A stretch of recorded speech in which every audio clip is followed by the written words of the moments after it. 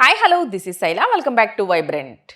Big Boss season 8లో ట్విస్టులు, టర్నులు ఏమో కానీ Bigg Boss season 8 winner Nikhil love స్టోరీలో ట్విస్టులు మాత్రం మామూలుగా లేవు. బిగ్ బాస్ స్టేజ్ మీదకి వెళ్ళిన ఫస్ట్ డే నాగార్జునతో తాను సింగిల్ అని చెప్పాడు నిఖిల్. కొన్నాళ్లకి తనకి కావలసిన వాళ్ళు బయట ఉన్నారని అన్నాడు. మరికొన్నాళ్ళైన తర్వాత కావ్య కోసం ఎదురు చూస్తున్నా, తన ప్రేమను తిరిగి నిలబెట్టుకోవడం తప్పిస్తున్నా అని తెగ ఏడ్చేశాడు. టైటిల్ గెలవగానే నేరుగా తన ప్రేయస్ కావ్య దగ్గరికే వెళ్తానని అన్నాడు హౌస్లో ఉన్నప్పుడు. ఇప్పుడు నిజంగానే అతను టైటిల్ గెలిచాడు. మరి నేరుగా కావ్య దగ్గరికి వెళ్తారా అంటూ ప్లేట్ తిప్పేసిన ఆన్సర్ చెప్పాడు.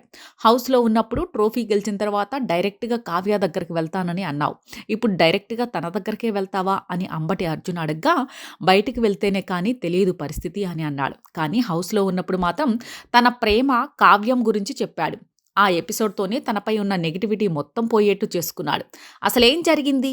నిఖిల్ మరోసారి కావ్య విషయంలో ఏ విధంగా ప్లేట్ తిప్పేశాడో చూద్దాం. బిగ్ బాస్ హౌస్లోకి వచ్చిన తర్వాత నిఖిల్ తాను సింగిల్ అని చెప్పడం వల్లనే యష్మి గౌడ, కిరాక్ సీతలు నిఖిల్ని లైన్లో పెట్టడానికి ట్రై చేశారు. వాళ్ళని నిఖిల్ బాగానే ఎంటర్టైన్ చేశాడు కూడా.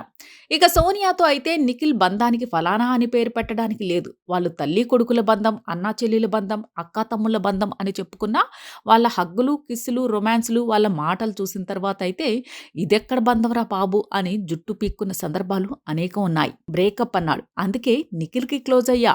అయితే యష్మి నిఖిల్ని ఇష్టపడుతున్నానని చెప్పిన టైంలో కూడా నిఖిల్ ఎక్కడా తన మాజీ ప్రేయసి ప్రస్తావన తీసుకుని వచ్చింది లేదు. నువ్వు చెప్పి ఉంటే నీ జోలికి వచ్చేదాన్నే కాదు అని యష్మి కూడా చాలా గట్టిగానే అడిగింది. కానీ నిఖిల్ హౌస్లో ఉన్న వాళ్ళతో తనకి బ్రేకప్ అయిందని చెప్పాడే తప్పితే ఆమె కోసమే వెయిట్ చేస్తున్నా అని చెప్పింది లేదు. ఒకవేళ చెప్పాడేమో కానీ బిగ్ బాస్ అయితే చూపించలేదు. కానీ యష్మి అన్న మాటను బట్టి చూస్తే బ్రేకప్ అయిందని చెప్పాడు, సింగిల్ అని అన్నాడు. అందుకే అతనికి క్లోజ్ అయ్యా అని అన్నదంటే నిఖిల్ ఎప్పుడూ కూడా కావ్య ప్రేమ కోసం తప్పిస్తూ ఉన్నానని చెప్పకపోవడమే కారణం.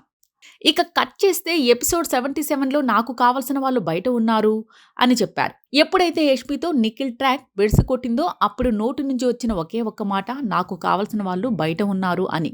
అంటే ఆ ఒక్కరు కావ్యనా లేదంటే మరో అమ్మాయా అన్న సందిగ్ధంలో పడేశాడు నిఖిల్. ఎందుకంటే నిఖిల్కి ఒక్క బ్రేకప్ కాదు, 5-6 బ్రేకప్లు అయ్యాయని అతనే చెప్పాడు. పైగా కావ్యతో బ్రేకప్కి కూడా మరో అమ్మాయే కారణం అనే టాక్ కూడా నడిచింది. కానీ ఒక్క ఎపిసోడ్తో సీన్ మొత్తం మార్చేశాడు నిఖిల్.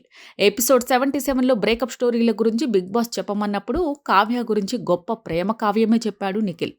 ప్రేమ కావ్యానికి 6 ఏళ్ళు కలిసి ఉన్నామా విడిపోయామా అంటే, ప్రేమ కావ్యానికి 6 ఏళ్ళని కలిసి ఉన్నామని అంటే తప్పు మొత్తం కావ్యదే అన్నట్టుగా ఆ ఎపిసోడ్లో అద్భుతమైన ప్రదర్శన ఇచ్చాడు నిఖిల్. కావ్యని ఇంతలా ప్రేమిస్తున్నాడా?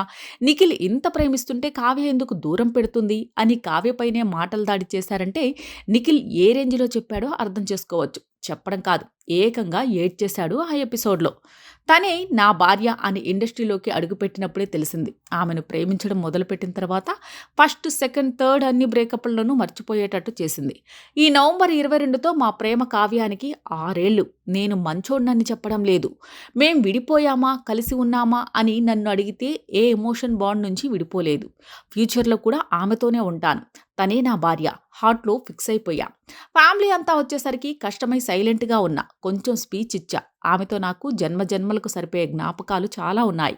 విడిపోయినప్పుడు చాలా కోపం వచ్చింది. నాపై కూడా తప్పుంది. నేను మంచోణ్ణి అని చెప్పడం లేదు. మా అమ్మ ఎలాగో తను కూడా అలాగే. తనని వదిలేయలేను. ఈ షో తర్వాత నా ప్రయత్నం నేను చేస్తా. కావ్య నాకు కావాలి ఏడ్చేసిన నిఖిల్.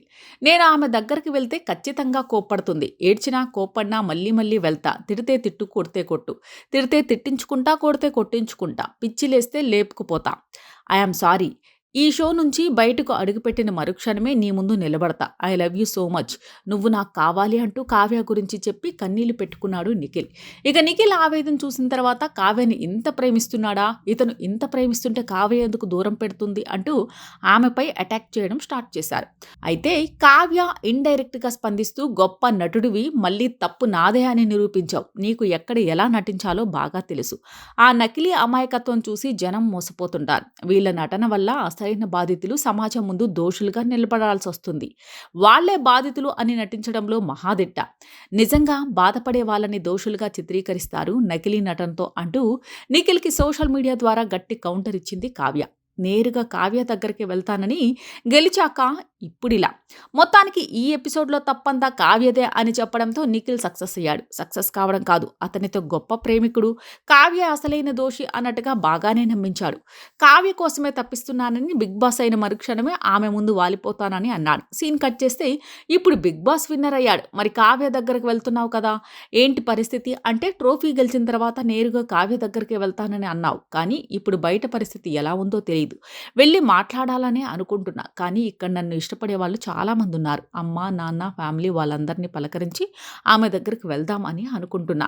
చూడాలి ఏమవుతుంది అని ప్లేట్ తిప్పేశాడు నిఖిల్. సరే మరి, హౌస్లోకి వెళ్లే ముందు సింగిల్ అన్నావు, వెళ్ళిన తర్వాత బయట వేరే వాళ్ళు ఉన్నారన్నావు, అదేంటి అంటే దానికి కూడా ఆక్ పాక్ కరివేపాక్ అన్నట్టుగా సమాధానం ఇచ్చారు నిఖిల్. ఇప్పుడు అది ఏంటంటే, నేను ఒకే ఒక్కరితో ఉన్నానని అన్నప్పుడు సింగిల్ కాదని, నేను హౌస్లో ఎంటర్ అవుతున్నప్పుడు ఎవరూ లేరు కాబట్టి నేను సింగిల్. బయట ఆ ఎమోషనల్ నాతో ఉన్నాయి. నేను చెప్పింది నా ఎమోషన్ గురించి, నేను ఒకరిపై ఫీల్ అవుతున్న ఎమోషన్ గురించి చెప్పాను, అంతే తప్ప కమిటెడ్ అని చెప్పలేదు. ఆ ఎమోషన్ నా వైపు నుంచి ఉంది. ఏ రిలేషన్షిప్ అయినా అవతల నుంచి బాండింగ్ ఉంటేనే ఉండగలం, లేదంటే ఫోర్స్ చేయలేం కదా. ఫ్రెండ్షిప్ అయినా ఏ రిలేషన్షిప్ అయినా అంతే కదా అని అన్నాడు నిఖిల్. అంటే హౌస్లో ఉన్నప్పుడేమో బయటకు వెళ్ళగా నేరుగా కావ్యను కలుస్తా అన్నాడు. ఇప్పుడేమో అతను ఇష్టపడే వాళ్ళు చాలా మంది ఉన్నారు, వాళ్ళని కలిసి ఆ తర్వాత చూద్దాం, ఎవరిని ఫోర్స్ చేయలేం కదా అంటున్నాడు. అట్టుంటది మరి బిగ్ బాస్ విన్నర్తో. ఇలాంటి లేటెస్ట్ అప్డేట్ కోసం చూస్తూనే ఉండండి వైబ్రెంట్.